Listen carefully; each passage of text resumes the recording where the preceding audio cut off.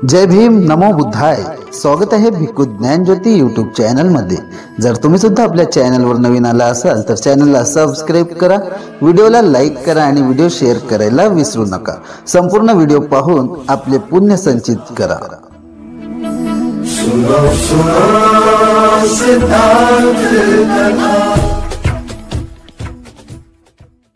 सत्य बोलायला काय आहे की नाही? अनित्य बोध आहे ना आपल्याजवळ.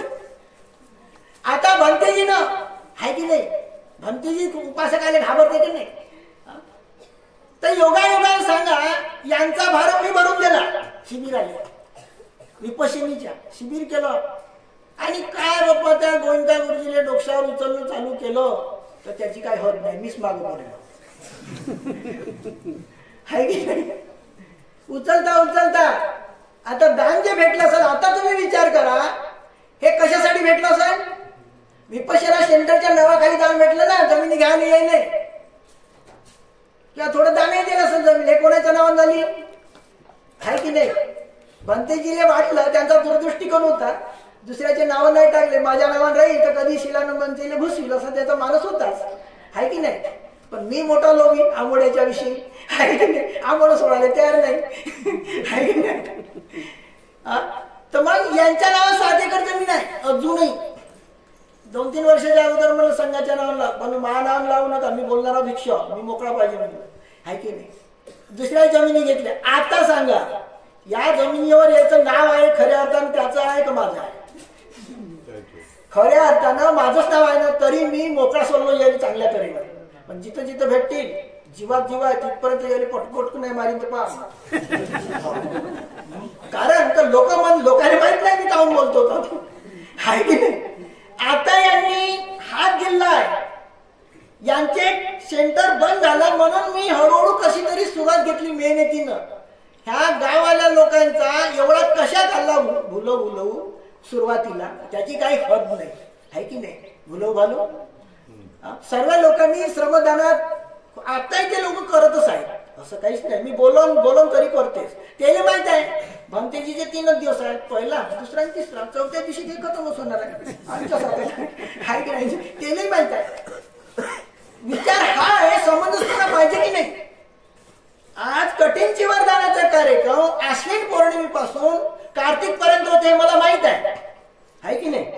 पण आता समजा तो कार्यक्रम जर अगोदर झाला असता तर इथल्या शिबिरातली संख्या वाढली असती की नाही? त्याला धाकाने कार्यक्रमाला जाते, कारण मी घरी जात नाही. पहिलं माझ्या कार्यक्रमाला लोक येत नाही, जानजोती कडले भंतेजी भेटते तर माझे. आता मी नाही जात, माझे भंतेजी बंद केले. मला प्रचार पहिले करत असलो होता 17 वर्ष, आता पूर्ण प्रचार बंदच करायचा आहे. मला काही नाही करायचं. ज्ञानज्योतीवर धर्माची धुरा आहे ना, आहे की नाही? तर म्हणून विचार करा, आता त्यांनी पुढच्या भविष्यासाठी सांगतो ना, आहे की नाही? मी चांगल्या तऱ्हेने राहीन का? येईल जगू देईन का चांगल्या तऱ्हेनं? मेलो तर जाईल आहे की नाही? आत्ता सांगत आहो ना, जाहीर प्रबंधात सांगत आहो, ही सत्यता आहे. आता तो चेतीय म्हणा यो हव्या गौरव भिक्खू आहे की नाही? त्याला आता समजते का लिहिताना त्या पॅम्पलेटवर कसा तरुण भिक्षू राहत येतं. आता मी परदेशातून आलो, कशी भिक्षू सहानुभूती पाहिजे. धम्म हा सार्वजनिक आहे, बाबासाहेबांनी सर्व जबाबदारी. ह्या सेंटरच्या विरुद्ध त्याचे कार्यक्रम होत राहिले दमात तिथपर्यंत गेले चांगले. आता जगू देतो का? झालंच ना. मी मला माहितही नाही. 3-4 वेळा उद्घाटन केले तिथं, एकही पिलर नाही केला आहे की नाही? आता इथं जेव्हा आम्ही स्तूप तयार केला आहे की नाही, इथंच आम्ही शून्यकार काढणार होतो. पण या भूमीचं जे पुण्य आहे की नाही, वर्धा जिल्ह्यातली आचार्य तयार झाली 4 लाख द्यासाठी. नाव न घेताही कोवड्याचं फाउंडेशन झालं आणि स्लॅब पण पहिला टेकला आहे की नाही? 8 शून्यगाव झाले.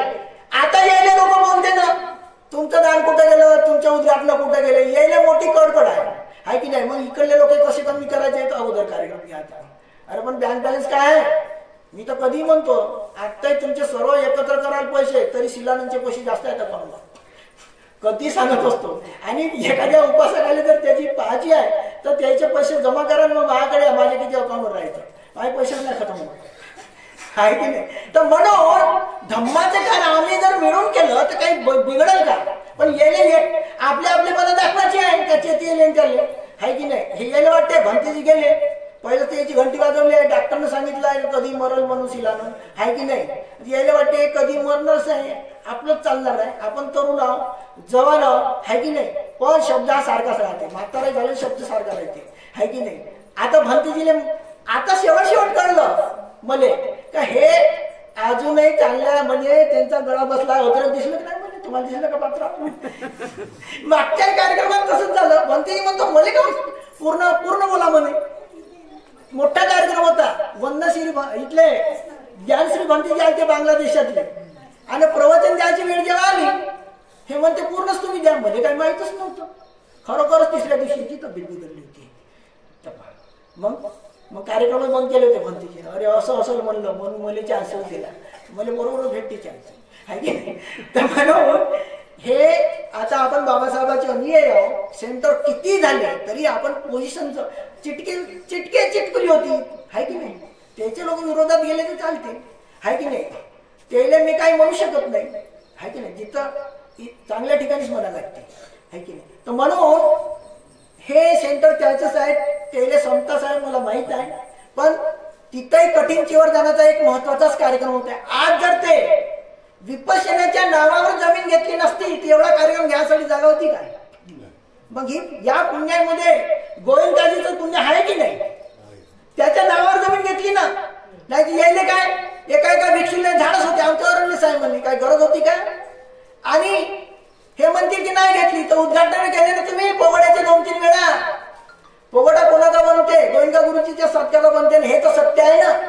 म्हणून गेले तेवढे दिवस गेले म्हणतो भंतीजीने. आता तरी थोडे होशवर या, आहे की नाही? आता तरी तुमच्याही संघाला थोडं समजावून सांगा, त्या चेतीला सांगा, सर्वाला सांगा. नाही सांगितलं तर मी माईक घेईन हातात येऊन तिथचा, मग कसं होईल म्हणाल. हो माझं झालं ना, येणं इथं कार्यक्रम होता, इथून आम्ही गेलो. भंतीजी म्हणे उद्या कार्यक्रमाला या, गेलो त्या ठिकाणी, आहे ना? आणि भंतीजीनं पलटी खाल्ली त्या ठिकाणी.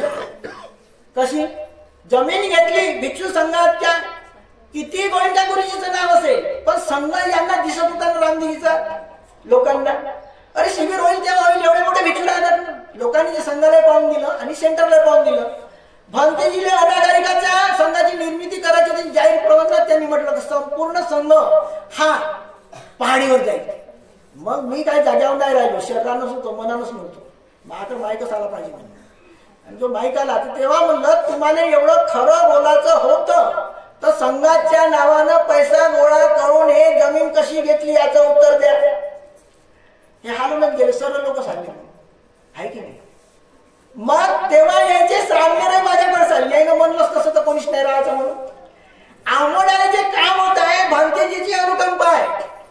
भंतेजीनं त्या अनागारिकाच्या नावानं जर उद्घाटन केलं नसतं तर तिथल्या कुठ्याच बनल्या नसत्या. यांचे सर्व श्रावणे आणले आणि भंते मला माहित नव्हतं, यांनी पूर्ण श्रावण्याला आणून ठेवलं. म्हणते कुठं? यांचा शिष्य श्रीलंकेमध्ये आहे एक सोनू, तर त्यांनी सांगितलं की भंतेजीने सुद्धा आम्हाला आणून ठेवलं होतं. ह्या सर्व मिळून तुम्ही म्हणे कुठीत राहता आणि आम्हाला कुठे नाही पाहिजे का म्हणे. म्हणलं ठीक आहे, लागलं 10 कुट्ट्या. 50,000चं सामान बोलवलं लाकडाचं. शांती ज्योतीनं वाळे पण केलं. 10 कुट्ट्या कायच्या बनवल्या? कड्याच्या आणि बल्ल्याच्या. पण डोळपुडे बाबा आले म्हणे मी भंतेजी म्हणे तुम्हाला जे मला पैशाचे दान देतो, जे म्हणाल ते दान देतो म्हणे. म्हणलं विटाच द्या ना. आता बरं म्हणे, लागल्या विटा. म्हणून त्या विटा झाल्या. जादू साहेबांची सेंटिंग होती साहेबली दानामध्ये, काही फरकच नव्हता. म्हणजे आंबोड्याचं जे एक काम होत आहे हे भंतीच्या पुण्यामुळे होत आहे. जर यांनी बुद्धा घातले आणला नसता, यांचा विरोध झाला नसता, मी साचीला गेलो नसतो. 14 वर्षानंतर 12 वर्षांचा अपराध म्हणजे 14 वर्ष झाले. मग वाटलं थोडा तरी स्तूप म्हणून तिथलं स्तूपाची निर्मिती भंतेजीमुळे झाली. इच्छा सेंटरची निर्मिती जी होत आहे, भंतेजीने जर इच्छेचे शिबिर थांबवले नसते तर इथं काय आपली चित्ताची चेतना नव्हती. हा आजचा प्लॅन नाही आहे की नाही? या जागेविषयी, या जागेवर आम्ही लहानपणात तशा जांभळीच्या झाडावर खेळत होतो. आमचे मित्र हे गोकुलदास खोब्रागडे राहते. आडवं तेवढं बोलणं मित्राला मित्र तसं चालूच राहते. पण त्याची आत्मीयता होती की या ठिकाणी धम्म प्रचाराचं केंद्र झालं पाहिजे, यांची इच्छा होती. मग मी म्हणूनच टाकलं. मला म्हणलं तुही काही जागा नाही पाहिजे, पण सेंटर निर्मितीसाठी अर्धा एकर जागा पाहिजे. हा तसा तयारच झाला, मनातूनच झाला. लहान लहान पोर होते, मला वाटलं. पण मी म्हणू ज्ञानज्योतीनं मला जेव्हा अध्यक्ष बनवलं तर मी तर सेंटर करीन, बरोबर आहे का? एवढ्या जवळच माझी मानसिकता झाली. हो नाही नाही म्हणता 5-6 वर्ष असेल लोटत लोटत गेलेच. असल्या काही भूमीचं पुण्य. पुन्हा इथं काही अशा विषम घटना घडल्या आणि मग मला असं वाटलं की इथं कुटी बनवा लागेल बा. थोडीशी कुटी बनवण्यासाठी आम्ही प्रयत्न केला. या लोकांना माहित नाही, हे जेव्हा राहमानाचे तेव्हा मी राहायचा नाही. पण पौर्णिमेच्या दिवशी मी तर थांबवतो. लोक विचारले नाही म्हणते काम थांबवत आहे. जेव्हा पौर्णिमेच्या दिवशी थांबलो, एका मुलाच्या नाम वाढदिवसाच्या एका निमित्तानं मूर्ती आणली. खूप मोठे लोक उपोषक असते आवडायचे, साधारण नाही आहे की नाही. मला फोन केला, कुठं परिकरण पाठ आहे? म्हणलं शिवण पाहिली. असं का म्हणे? बरं बरं. बरोबर राहुल गायकवाडनं मूर्ती आणली, आंब्याच्या झाडात ठेवली आणि सर्व लोकांचं त्या मूर्तीत मन गेलं. पारकम झाला ना, तडफोड बोलणारा माणूस, ही मूर्ती इच्छासाठी थोडी आणली म्हणे, हे आणली म्हणे आवडासाठी. लय चांगला इतिहास आहे. म्हणलं ठीक आहे, हे मूर्ती तुम्हीच घेऊन जा म्हणून. यानं गाडीत भरली, आवड नेऊन ठेवली. हे मदत मूर्ती आहे ना, ते राहुल गायकवाडची मूर्ती आहे, हे मधातली मूर्ती आहे. दोन्ही मूर्तीच्या मधातली आहे ना. ह्या मूर्तीपासून इथल्या कामाची सुरुवात झालेली आहे. त्या मुलाच्या वाढदिवसाच्या एका निमित्तानं, धम्मदीच्या मुलाच्या वाढदिवसाच्या निमित्त मला निमित्त पाहिजे होतं. मग त्या वर्षी अधिक महिना आला, अधिक महिना पाण्यात गेला. पुन्हा एका महिन्यानं थोडीशी कुटी बनवली अशी तशी. पुन्हा विचारते, आता ही पौर्णिमा कुठं आहे? म्हणलं शिवण पाहिले. अरे दुसरी का? मग तिथं मूर्ती आहे का? मूर्ती तुम्हीच तर नेली म्हणलं, तर घेऊन जा ना म्हणे तिथं. मी म्हणलं मूर्ती नाही ना, जशी नेली तशी आणून देशील ते नाही बघू. पुन्हा तिथून त्याच राहणार ही मूर्ती त्या झाडात परिकरण पाठ झालं. हे पुन्हा आंबोड्याला गेली आणि राहुल गायकवाडनं पुन्हा दुसऱ्या पौर्णिमेला तेच मूर्ती आणली. मूर्ती बसली. त्यानं संकल्प केला का 4 पिल्लरचं इथं विहार बांधायचं राहुल गायकवाडचा. आता ह्या दोघांच्या गोष्टी चालत. मी म्हणून 4 पिल्लर घेते किती? 7x7 वर घेते काय माहिती आहे घ्यायचे नाही का? 3x6 वर घेते तर माणसाला मेलेल्या जागाची किती लागते आहे की नाही? तर 1 वर्ष ते दोघं चर्चा करत राहिले. भद्रावतीच्या कार्यक्रमात त्याचा निश्चय झाला असेल. झाला ना म्हणे, बरं येतो म्हणला. मग हे जसे आवडायला 20-20 फुटावर पिल्लर आहे म्हणे, तिथे एवढे मोठे पिल्लर आहे. आपण म्हणे काय 20x20च्या कमी गेलं बरं आहे का? म्हणलं ठीक आहे. त्यांच्या हाताने ते मोजमाप घेतलं आणि स्लॅब पर्यंतचा खर्च मी करीन म्हणून पिल्लर पर्यंत असं झालं. आता आमचा भाऊ डॉक्टर होता, काही पैशाची म्हणजे पैशावाल्याला सुचत असते. आमच्या काकाला सुचलं, त्यांनी 40,000 बोलवले दान. जसे पैशाले मायलो वाढला. आता म्हणलं हे 40,000 याच्यात नाही गुंतवायचे. हे जे भाग आहे इथून ना, हे विहार म्हणलं गावाला यायचं आणि गावाला यायचं म्हणजे थोडंफार दान राहील आणि सर्वदान राहील, महत्वाचं आहे की नाही. म्हणून हा जो भाग आहे हा आमच्या काकाचा आहे. त्यानं पैसे दिले नसते, हा वाढवला नसता, 20 फूट घेतलं असतं. मग त्याच्या अदामधात येत राहिले 40,000 20,000. मग हे दोनही कामं आमचे जसे पाहिजे तसे हळूहळू चालत राहिले. अरे मग लोभ सुटला, शिबिर झालं पाहिजे म्हणून लोभ असा वाढत गेला. आता हा लोभ तिथपर्यंत गेला आहे की नाही, त्या बांधकामापर्यंत आहे की नाही. ते तिकडलं बांधकाम आहे. आता लोक म्हणते हे बांधकाम कसं केलं आहे की नाही. त्याने म्हणलं ते बांधकाम करायसाठी पागल माणूस पाहिजे आहे की नाही. डोक्यातच नाही ते कोणाला वाटते येऊन येतात आणि एवढी मोठी दिवार याने मंदिर म्हणावं का विहार म्हणावं, काही कोणाला समजत नाही आहे की नाही. जेव्हा ध्यान करते तर ते ठिकाण असं आहे ज्याची कोणाची बिमारी नष्ट नाही होईल तिथं त्याला तिथं बिमारी नष्ट होईल असं ते ठिकाण राहील. कोणत्याही औषधानं ज्याची बिमारी नष्ट नाही होईल ना तिथं त्या बसल्याबरोबर त्याची बिमारी नष्ट होईल असं ते ठिकाण म्हणणार आहे. म्हणजे बुद्धाने काय म्हटलेलं आहे, सकत्वा संगरतनं औषधं उत्तम वरं आहुनेव पाहुनेव संग तेजन. तिथं प्रथम 8 भिक्षू तप्ती आहे की नाही, ज्यांचं पुण्य असेल ते. मग त्यांच्या ध्यानाचा लाभ एक गल्ली सोडलेली आहे, तिथं उपासक उपासिका बसतील गल्लीमध्ये. 8 भिक्षू अंदर बसतील सुरुवातीला. पुढचं व्हायच होईल नाही व्हायचं नाही होईल. बुद्धाने जे जे सांगितलं कोणतेही काम असे केले नाही. जसं आंबोड्याचं स्तूप आहे, आनंद मंतेजी मध्ये 20/20च घ्यायचं, काही लोक म्हणे 30च घ्यायचं. मला वाटलं 32चं घ्यावं, पण 32 काय, भगवान बुद्धाचे लक्षणे किती असतात 32. पण चित्तात जसं उत्पन्न झालं, दान देणारे लोक एकाच महिन्यात एवढे आले, करोडपती दान देणारे. माझ्याकडून दगड, माझ्याकडून गुळ, माझ्याकडून डाळ. म्हणलं लोकही आपला वाढत चालला. भगवान बुद्धाच्या काळात काही हे होतं का, फूट होता का, हात होते ना, मग 32 हाताच होईल म्हणले. जशी बी जादू समाधी चालू डिझेल करून आहे की नाही, ठेके जाणे वाढवतच जाय. तर अशा प्रकारे ते 32 म्हणजे सोडतरी 32 सोडतरी 48 फुटाचा तो व्यास. अरे म्हटलं कोणताही महापुरुष बोलवला तर त्याच्या स्टेजच्या वर 4 फूट राहते ना, म्हणून असं 58 फुटाचं त्या स्तूपाचा एक हे झालेला आहे, राऊंड झालेला आहे ना. तर अशा प्रकारे एक श्रद्धा म्हणा. आणि हे कधी भंतेजी म्हणतात, लोकही म्हणतात की तुमचं पुण्य, माझं नाही आहे. एकट्याच्या पुण्यानं मनुष्य अरंते होईल, श्रोतापत्ती होईल.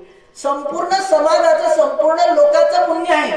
म्हणून त्या एका महिन्यात लोक वाढले. त्यावेळेला सरांनी पूर्ण चुना कबूल केलेला आहे. दरवर्षी त्याचे 10 लाख होते का 8 लाख खर्च होते माहित नाही. विहिरीसाठी जिथे गेला तिथे द्या, 2 लाख विहीर बांधासाठी द्या. काय म्हटलं, काय हे घ्या, इथं मूर्तीसाठी इथं मूर्ती देतो म्हणे. म्हणलं इथं नको देऊ, द्या. म्हणलं ह्या गावातले लोक हे सेंटर चालवलं पाहिजे, आहे की नाही. तर गावात मूर्ती द्या म्हणलं तुम्ही 1,10,000ची. ठीक लागली आहे म्हणे. 4 वर्षापासून आम्ही प्रयत्न करत आहोत, गावातल्या लोकांना माहित नव्हतं. ते मूर्ती नाही भेटली. आखरी गेलो आम्ही, पण योग एवढा कालच मूर्तिकार म्हणून गेला तर 20,000पर्यंत मूर्त्या आल्या. पण या 2 मूर्त्यासारख्या 20,000 मूर्त्या आल्या नाही. एक महापरिमंडळाची मिळत आणि एवढी प्रसन्न मूर्ती आहे ते यांच्या गावातली. माझे मन गेलं थोडस. म्हणलं माझ्या स्वीकारात ठेवली असती तर बरं झालं असतं. लो होय थोडसा आहे की नाही. एवढा प्रसन्न वाटते तो चेहरा पाहिल्याबरोबर भगवंताच्या मूर्तीचा. उभी मूर्ती आहे, 5.7 फुटाची आहे. आता ओपनिंग करतील तेव्हा करतील, आहे की नाही. या गावच्या लोकांनी म्हणलं मी दमात दम म्हणलं 4 फुटाचं उभं तर करा. माझे भाऊच नाही विरोधात जातील. समाजात हे बारीक सुरी 2-3 आपल्याला पूर्ण करावं म्हणत असतील. नाही दिली साथ. आता समजा आता मी इथं राहतो का, आता 4 पिल्लर आतापर्यंत कुठचे कुठे गेले असते. तुम्हीच पिल्लर घेतले, तुमचे पिल्लर आम्ही पूर्ण केले. मागे गेलं सगळ्याच्यावर केस लावणार होतो का. म्हणून म्हणलं गावाच्या लोकांचंही मला काय घेणं नाही आणि कोणाचंच काय नाही. आता मला माझा स्वार्थ पाहायचा आहे. तर कसा मला आहे की नाही. आता स्वार्थाकडे वळायचं म्हणून ज्ञानज्योतीला बोलत आहोत. मला त्याने बोलवलं तरी बरं समाजाने. आता मला पाहायला गेलं, पहिले 17 वर्ष घालवले, आहे की नाही. पण जे काही व्हायचं बाबासाहेबांच्या आपल्यावर जे काही ऋण आहे समाजाचे आहे ते झाले थोडे. पण आता माझं मन या प्रचाराकडून पूर्ण उडूनच गेलं. माझंच नाही, माझ्या सेंटरवर राहणाऱ्या भिक्षूला सुद्धा मी प्रचारासाठी पाठवणार नाही. कारण तू इथं ध्यान कर, मजबूत बन. तुला जागा नसेल भेटत, एखाद्या खेळात मी नेऊन देईन, तिथं कुठे पण तुझा प्रचार कर. इथून तर करून नाही देत म्हणलं आंबोड्यातून, आहे की नाही. तर अशा एक प्रकारे आजच्या या कार्यक्रमाची एक भंतीजी एकटे आले म्हणून त्यांच्या कानावर एक थोडीशी हे सांगितलेले आहे. कारण का पुढचं वातावरण बदलत आहे, सर्वच बदलत आहे. सर्व भविष्य बदलत आहे की नाही. स्वप्न आपले भयभीत झालेलं होतं, निर्भय झालं थोडेसे, आहे की नाही. 3रा संकल्पाच्या शिवाय धम्म पुढे जात नाही. माहित आहे ना 3रा संकल्प आहे का माहित कोणाले. यांना माहित आहे. पहा हे जिल्हा अधिकारी शिक्षण अधिकारी आहेत जिल्ह्याचे. आता हे माझ्याकडे आले म्हणून ते मला शिकवते, मी शिकवतो ते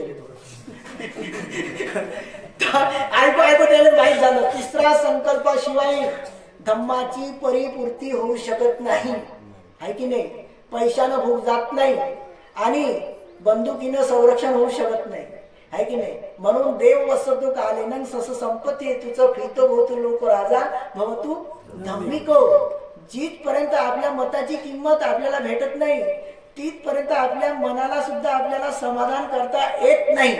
आणि यावर्षी तुम्हाला जे काय भेटली असेल तुझ्या मताची किंमत ते भेटलेली आहे. तर थोडंफार एक स्थिरता आलेली आहे. नाही तर जैन यासाठी भीती वाटत होती. आमचा सुनील शंभरकर म्हणे मी साहेबाने माझ्यासोबत रामराम घेतला तर मी काय घेऊ म्हणे त्याच्याजवळ, आहे की नाही. एक अशी अवस्था आलेली होती. म्हणून या डॉक्टर बाबासाहेब आंबेडकरांनी तुम्हाला धर्मरूपी रथाचा एक चाक बनवलेला आहे. ते एक चाक बनण्यासाठी तुम्ही एक प्रयत्न केला पाहिजे. ते म्हणजे बुद्धायन धर्मामध्ये जे अष्टशील सांगितलेलं आहे त्या अष्टशिलाचं पालन केलं पाहिजे. आर्य उपोषण केलं पाहिजे आणि आर्य उपोषणासाठी प्रत्येकाने 10 दिवसाचं शिबिर केल्याशिवाय त्याच्यामध्ये आर्य उपोषण त्याला करताच येत नाही. जे मनामध्ये उपोषण शिकवल्या जात नव्हतं, आर्य उपोषण शिकवल्या जात होतं. जशी विद्या आहे तशीच गोविंदका गुरुजींनी सांगितलेली आहे. त्याचे उपासकही त्याचे आचार्य सुद्धा मी कसा दिसलो पाहिजे याची पर्वा करत नाही. आता जो स्तूप बनत आहे योग्य ठिकाणी बनत आहे, इथं आम्ही लेआउट टाकलेलं होतं आपल्या संकुचितपणामुळे. पण सुनील शंभरकरला शिवण पाहिलीसाठी आहे की नाही 4 लाखाचे चेक मिळाले. तर म्हणलं हे आता दान मला पोचवता येऊन राहिलं. आता म्हणलं योग्य ठिकाणी स्तूप मला घ्यावं लागेल आणि पुन्हा दैवाने सरला इथं आणून त्यांना माध्यम ठेवून त्या स्तूपाचं फाळ आणि 1.5 महिन्यात त्याचा वरचा स्लॅब पडला. किती काम केलं सर लोकांनी सर्वांनी सर्वच योगायोगाला. तर ही जे पुण्याई आहे कोणी माणूस मदत राहण्यासाठी तो म्हणजे विचार करतो. पहिली गोडी आली इकडल्याला भेटत लागल, दुसरी गोडी आली तसं हे सेंटर मदत आहे, धम्माच्या मदत आहे, अरंताच्या मदत आहे, अरंताच्या धातूच्या एक मदत आहे. ते कसं आहे तो इतिहास आहे की नाही. सुमित्र भिक्षूचा मी सांगितलं आहे रात्री की हे संपूर्ण जमीन आहे ह्या संपूर्ण परिसरातली 3-4 किलोमीटरच्या अंतराची हे डेकाटे परिवाराची जमीन आहे असं मी ऐकलेलं आहे. इथे कोणीतरी नागवंशीय जेव्हा धम्मराज राजाचा शेवटचा राजा कोण आहे धम्म नाग नावाचा राजा आहे आणि तो केळझरला वास्तव्याला होता आणि सुमित्र भिक्षूच्या उपदेशावरून पत्नीला स्वतः एका घोड्यावर घेऊन रामदिगीचा परिसर आणि या परिसरात आपल्या हजारो प्रजेला त्यांनी या परिसरात वाचवलेला आहे. हा पण इतिहास माझ्या हाताशी मिळालेला आहे. तो लिखित कुठेही मिळू शकत नाही. तुम्ही म्हणाल एवढे विद्वान झाले का आहो तेवढाच मीच आहे की नाही. तर म्हणून एक श्रद्धा वाढत आहे की इथे कोणीतरी एक नागवंश त्या धम्मनाग राजाच्या वंशातला कोणीतरी नागवंश इथे आलेला असेल. आता नागवंश आपल्या वंशाला बोलत शब्दाला पण सापडल्या बोलत आहे की नाही. सर्वाले पूर्वीचे लोक साप दिसला चांगलं लक्ष लागून हात जोडत आहे की नाही. म्हणजे नाग दिसला बाबा आहे की नाही. नागपंचमी करत इथे नागपंचमीच्या घरी आमचा ज्या ठिकाणी जन्म झाला त्या ठिकाणी एक मंदिर होतं नागाचं, लोखंडाच्या नागाचं. मी धू पाणी पित होतो त्या नागाची. तोच नाग नागात आला काय का हुसकाल कधी आता आमच्या पूर्वजांनी त्याला खतमच करून टाकलं आहे की नाही. मोठे सूर्य लोक आहेत. तर अशा एका प्रकारे आता आमचे मोठे भाऊजी सांगतात उद्धव नावडे हे सर्व आमची जमीन आमची उष्ट भाऊजी सांगतात ह्या सगळ्या जमीन आमच्या ठिकाणी परिवार येस होत्या म्हणतात. सर्वांचं विचारलं आमच्या ठिकाण मिळाले इकडं ते सर्व मोठे लोक जाऊन आले. तर असं आहे तिथे हे मदत कसं आहे. इकडे नागभीड आहे. नागभीड म्हणजे नाग लोकांची वस्ती. इथं अरंताच्या धातू आहे या संपूर्ण पर्वतावर देवता लोकांनी सांभाळून ठेवलेले आहे. ब्रह्मपुरी 4 ब्रह्मबाळाचा तुम्ही आजही बुद्धी परस्पर विचार कराल. औरंगाबाद सारख्या शहराचा नावाचा लोप झालेला आहे पण या परिसरातील नागभीड आणि ब्रह्मपुरी या शहराचा लोप सुद्धा झालेला नाही. नोमिनल आले असतील पण त्याची ताकद त्या ठिकाणी कमी पडलेली आहे. तर कशामुळे या ठिकाणी धम्माचं बल चुंबकाप्रमाणे आहे. चुंबकाला कोणी त्याच्यावर काही पडलं तरी त्याचं घर्षण झाल्यावर त्याच्या ऊर्जेमुळे तो लोखंडाच्या मूर्त्या खिचू शकते. हा एक समान धातू स्कंद आहे.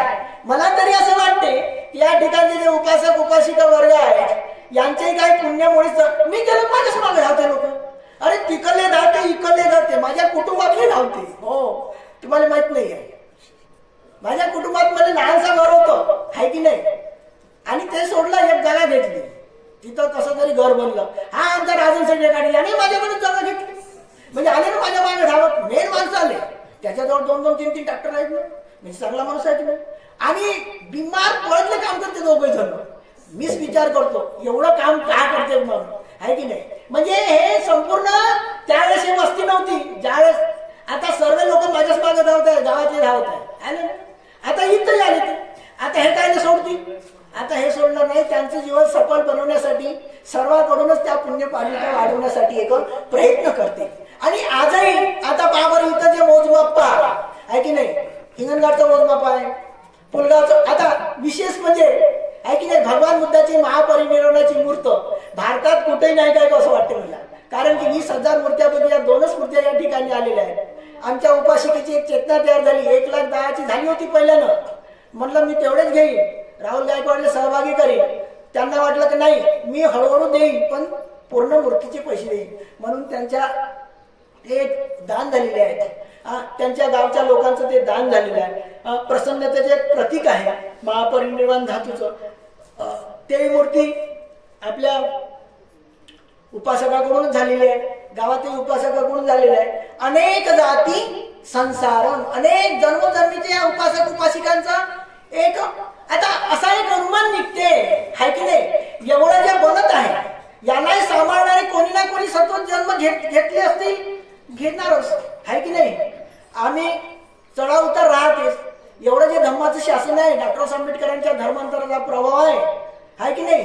काही लोक म्हणतात ना, म्हणतात भंतेजी हो, सूर्य हा तळहातानं झाकला जाणार नाही हाय की नाही. हजारो हात असतील तुमचे, पण एका सूर्याला झाकतील का? नाही झाकत. ढग की आला तर थोडा ढग आला तर ते काय साठी आला? निघून घ्यासाठी. ग्रहणे लागलं होतं का? नेहमी राहासाठी लागलं का? नाही आहे की नाही. ते जासाठी झालं. म्हणजे सूर्याचा प्रकाश सर्व माणसासाठी, समानतेच्यासाठी, ऊर्जा मिळण्यासाठी या धर्मांतराची ऊर्जा बाबासाहेबांनी घटनेच्या आधारे सर्वांना दिलेली आहे. ज्याच्यात ऊर्जा शिरली तो पहिल्यानं भावाला भटकन, नंतर तर येईलच ना आहे की नाही. तस हे बाबासाहेबांच्या बोधिसत्वाच्या धर्मांतराचा हा खूप मोठा एक प्रभाव आहे. आणि ह्या वेळेस म्हणून भांतीजी तर प्रवचन देतात, त्याचा खूप मोठा दांडगा अभ्यास आहे की नाही. आणि मी म्हणलं माझं आहे का, तर ते कसे ऐकतील, असं त्याला पकडा लागते कुठं कुठं आणि थोडंसं सांगून द्यायला की मोकळं व्हावं लागते आहे की नाही. तर अशा प्रकारे आहे की नाही. केला की नाही तुमचा नाश्ता बंद आज आहे की नाही. नाश्ता दिला बोलवून. तसंच परित्रण पाठाच्या वेळेस बोलवतो की नाही, तुमची जेव्हा झोप असते ना तिथपर्यंत मस्त प्रवचन देऊन टाकायचं, बस अर्धी झोप खतम होऊन जाते. मग काय आंबोळीच्या मन लोक म्हणते आंबोळीच्या परित्रण पाठात झोपत काऊन नाही आहे की नाही. ते एक कला आहे. त्याची झोपेची जी डुलकी असते ते प्रवचनाने खतम करून टाकायची, म्हणजे त्याची झोपू शकते. आणि इथले उपासक लयच मोठे आमच्या ज्ञानज्योतीपेक्षा, आमची ज्ञानज्योतीच झोप घेते तर आम्हाला एक डुलकी घ्यायला काय झालं. आता मग ते काय करावं. आता ते म्हणते त्याच्या बरोबर आहे, एवढा थकवा एवढे प्रवचन आहे की नाही. तिथं आले यावर्षी गुरुपा पार्टीवर, भक्तीजी म्हणे आता मी बोक्या बनलो म्हणे, लय लोकांचं आवडलं म्हणे, लय वजन वाढलं गुरुपा पार्टी वयापेक्षा वजन वाढलं. तेवढं म्हणलं गोष्ट खरीच आहे की नाही. वजन वाढतेच कोणाचंही, आता ते मनाची पद्धत होय आहे की नाही. तर म्हणून आपल्या या जीवनामध्ये संघात चारही संघाची एकता असल्याशिवाय धम्म हा पुढं जाऊ शकत नाही. म्हणून पहिली एकता भिक्षू संघाची पाहिजे आणि दोघांची आमची एकता पाहिजे. आम्ही दोघं दाखवासाठी एकत्र आहोत आहे की नाही, पण खऱ्या अर्थाने एकत्र नाही आहोत. जर एकत्र असतो तर आमच्या समाजाला एवढा धक्का बसला नसता. अंतर्मनातून धक्का बसलेला आहे की नाही. एखादा सूर्य निघावं आणि तो एकदम लोप पाहावं अशी गुजगावांची अवस्था झाली. भलेही कठीण चेवर जाणार हजारो लोक येत असतील, पण रात्री मी सांगितले ना, तुमचे विद्वान सर्व एकत्र राहणार. तुमच्या भूमीवर धम्म शासन नाही हे मी सिद्ध करू शकतो. तर कसं, धम्म शासनाचे जे 5 अंग आहे त्याच्यात दान आहे, धम्मसवन आहे, पण विपश्यना नाही. हे लोकही कबूल करतील, विद्वानही कबूल करतील. सुरू झालेली मी जे बोलतो हवेवर बोलत नाही आहे की नाही. म्हणून तरी पण कठीण चेवा जाण्याच्या माध्यमानं तिथली उणी आपल्याला इथं भरून काढायची आहे की नाही. भांतेजीने जर लक्ष दिलं आहे की नाही, आहे की नाही. कठीण काम करा, पण इथं सोपं तर काम करा आहे ना. सोपं काम करासाठी तुमचे कार्यक्रम भविष्यातले चेंज करा कठीण चेवर जाण्याचे. तेव्हा इथं लोक दिवाळीच्या सुट्टीत जास्त लाभ घेतील. भंतेजीनं कान ओढे करून ऐकावं हे मी सांगत आहे एवढ्या लोकांमध्ये आहे की नाही. तिथे सांगतो टाइम भेटला तर, पण मला टाइम नाही भेटत. मोठे मोठे स्थळी राहते, महास्थळी राहते आणि एवढं बोलेन तर मी बारीक तुरीक माणूस खतम करून टाकतील म्हणजे आहे की नाही. तर म्हणून जो भविष्याचा विचार बाबासाहेबांनी काय सांगितलं, आता भांतेजीला मला म्हणतो की बाबासाहेबांनी दिलेली प्रतिज्ञा तुम्ही वाणीनं प्रगट करा बरं. कोणती प्रतिज्ञा दिली तर सांगा तुमच्या विद्वत्तेत. आणि कधी दिली माहित आहे का तुम्हाला? जिल्हाधिकारी असं माहित नाही आणि एवढ्या लहानशा अडाणी भिक्षेला माहित आहे. डॉक्टर आंबेडकरांनी 14 ऑक्टोबर 1956 धर्मांतर दिले, सर्वांना माहित आहे. पण महत्वपूर्ण भाषण हे 15 ऑक्टोबरला दिलं. त्या 15 भंतीला म्हणताच नाहीत काय. आता मी म्हणल्यावर नाही, मी म्हणीन ना तरी म्हणता येणार. एका वेळेस कंठस्थ कशी घ्यावी आहे की नाही. तर बाबासाहेबांनी हे म्हटलं की धर्मांतरानंतर तुमची जबाबदारी वाढलेली आहे. इतरांच्या मनात आदर्श उत्पन्न असे तुम्ही वागले पाहिजे. हे जर तुम्हाला साधेल तर तुम्ही तुमचा उद्धार झाला असं समजा. म्हणून धर्मगुरूंनी आपल्या सर्व लोकांविषयी आदर उत्पन्न झाला पाहिजे. तुम्हाला लोक लाखो बोलवतात, परंतु जेवणाच्या ताटावरून तुम्ही लोक उठवलेले आहेत ज्ञानज्योतीनं. गुजगावांच्या तुम्हाला वाटत चल हे भोजन नाही, हे विपश्यनेचं शिबिर बंद झालेले होते आहे की नाही. बरं झालं त्यांचं पुण्य इथे असेल. हे गाव त्याचंच आहे जास्तीत जास्त.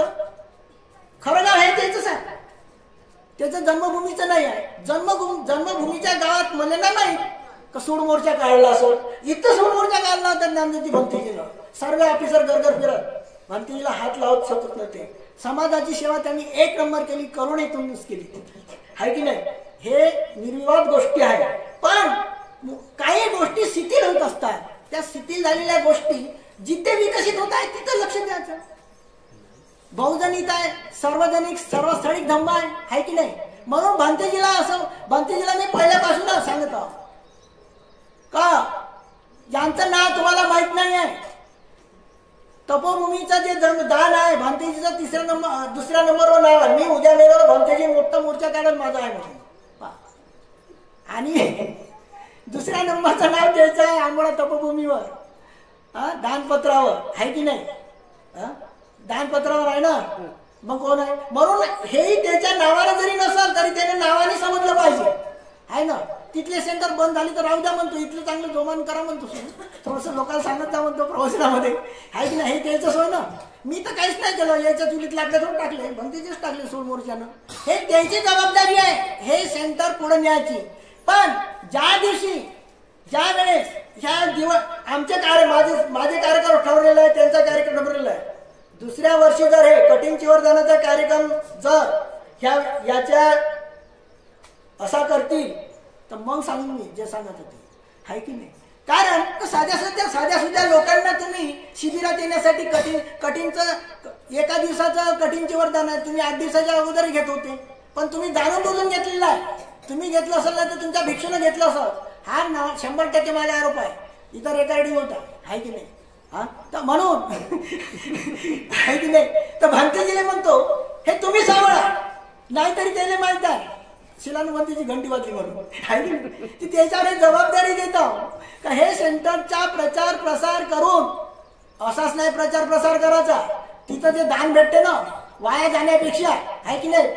1-2 महिने नाहीच लागत तर खराब होण्यापेक्षा इथं टाकलं तर काय होतं. सर्व सांगायला पाहिजे त्या गाद्या गिद्या पलंग गिलंग तेवढ्या शिबिराची जी व्यवस्था आहे नाही फक्त तिथं ठेवून काय लोकांचं पुण्य वाढलं आहे की नाही. इथं कमी पडल्यावर असं केलं पाहिजे असं मी सांगतो एवढ्या लोकांचं आहे की नाही. हे सेंटर त्याचंच आहे. हे सेंटर आता त्यांच्यावर जबाबदारी पुढे न्यायची. आणि हे मधातलं सेंटर आहे, तुमचंही सेंटर राहील. हे मधात आहे. इकडं ब्रह्मपुरी नागबीड इकडं वाहतं धर्माचं व्हायब्रेशन, अनंताचं व्हायब्रेशन, इकडं पहाडीवरचं स्तूपाचं व्हायब्रेशन आहे की नाही. तर हे ज्या प्रमाणात जे पुण्यवान लोक येतील त्यांच्या पुण्यपारमिता एक वाढवण्यासाठी एक आधारच होईल. तर आता आपण मैत्रीच्या ध्यानाला एक सुरुवात करूया आणि आपल्या कार्यक्रमाचं एक समापन होईल. तर मैत्रीचं ध्यान करत असताना महत्वाच्या गोष्टी आपण मैत्रीचे 2 चिंतन आपण ऐकले, पण त्याचे 4 भाग आहेत. एक अनुभूतीचे, जसं काही या ठिकाणी साधक आहेत तर ते कसे आहेत ज्यांनी शिबिरच केलं नाही. त्यांना असं वाटत भंतेजी आम्हाला काही मैत्रीचं ध्यान करायसाठी सांगत नाही. काऊन आम्ही काय शिबिर केलं आहे का. तसं नाही आहे. सत्याची अनुभूती जसं तुमची दुर्लभ श्रद्धा संपत्ती, तुम्ही श्रद्धारूपी संपत्तीने इथं आलेले आहे, तर सत्याची तुम्हाला अनुभूती झाली पाहिजे. हा एक महत्वाचा भाग असते नाही का. सत्याची अनुभूती तुम्हाला एक होत असते, तर कशी होईल? म्हणून सर्वांनी आता भगवंतासारखं ध्यानाला बसाल. ज्यांचं शिबिर झालं नाही त्यांनी आपलं चित्त वटाच्या वरच्या भागावर केंद्रित करायचं. श्वास जात आहे येत आहे हे पाहत त्यांनी करायचं. पण ज्यांनी या पृथ्वीवर बुद्ध जेव्हा नसतात तेव्हा संत महंत उत्पन्न होतात आणि मानवतेला शांतीसाठी सत्याचा मार्ग दाखवत असतात आणि सुखासाठी पण बुद्ध होतात तर त्याच्या पलीकडे सांगत असतात. ते म्हणजे परमसुख, परम शांती, परमार्थ सत्याची अनुभूती. म्हणून प्रज्ञावान साधकाला आपल्या शरीरात हे शरीर ठोस दिसणार त्याला सर्व तरंगित दिसत असते. तर हे तरंगित दिसत असते. तर म्हणून जे विपश्ची साधक आहेत भगवंतासारखं बसून सर्व शरीर हलकं सोडून द्यायचं असते आणि हलकं सोडून दिल्यानंतर ज्या भागात सुख तरंग होत असतात त्याच्यावर सुद्धा आपण एक चित्त केंद्रित करायचं असते आणि त्या तरंगावर चित्त केंद्रित करायचं असते. जे शब्द निघत असतात त्याच्या आधारावर एक आपला मानस तयार करायचा असतो सर्वांनीच. पण जेव्हा भंतीजी म्हणतील तेव्हा आपण उच्चारण करायचं असते. जेव्हा आपण एक उच्चारण करा त्यावेळेस ज्याप्रमाणे एखाद्या पाण्यामध्ये दगड टाकला तर पाणी वरती जात असते, अशाच प्रकारे आपल्या शरीरातील जे तरंग आहेत हे वृक्ष देता, ग्राम देता, चतुर्बाराचे देता, ब्रह्मलोकापर्यंत सुद्धा जात असतात आणि तिथले तरंग तुरंत आपल्याला मिळत असतात. म्हणून मैत्री भावना हे खूप फलदायक राहत असते. ज्याप्रमाणे चंद्रकलेचा पहिल्या दिवसाचा प्रकाश तारांगणाच्या 16व्या भागाने एक जास्त असतो, म्हणून मैत्रीनं केलेलं पुण्यकर्म हे मात्र सर्वापेक्षा एक जास्त असते. म्हणून आपल्याला या मैत्रीचा एक जास्तीत जास्त एक लाभ झाला पाहिजे. म्हणून अनुभूतीच्या आधारावर आपण मैत्री भावनेला एक सुरुवात करूया. या परिसरातील दृश्य अदृश्य देवता या मैत्रीमध्ये एक सहभागी होत आणि धम्मशासनाला एक बल देऊन धम्मशासनाला एक गतिमान करू. नमो तस् भगवतो अरहतो सम्मा संबुद्धस्स. नमो तस् भगवतो अरहतो सम्मा संबुद्धस्स. नमो तस् भगवतो अरहतो सम्मा संबुद्धस्स. यानि भूतानि समागतानि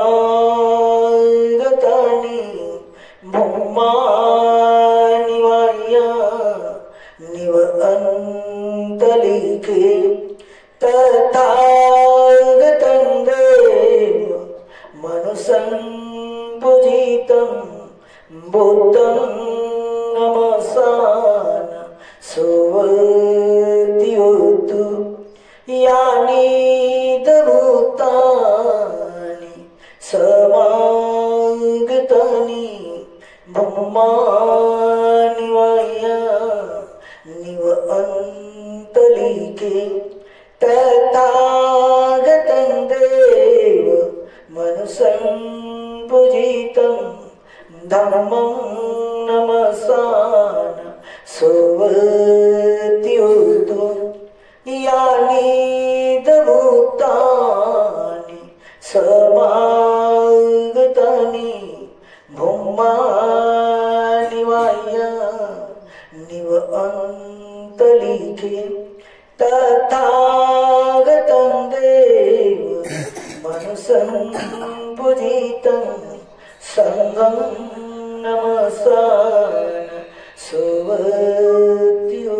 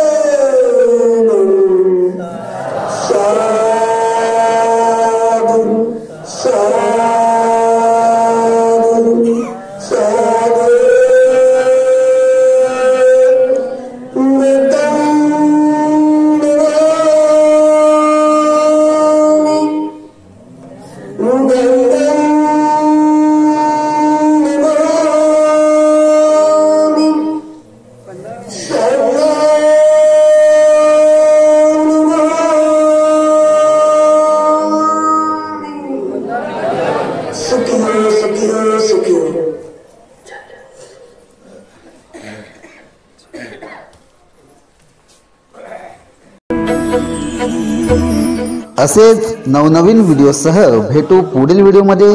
तोपर्यंत जय भीम, नमो बुद्धाय.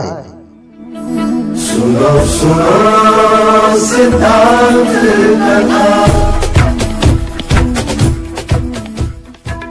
सत्य कथा.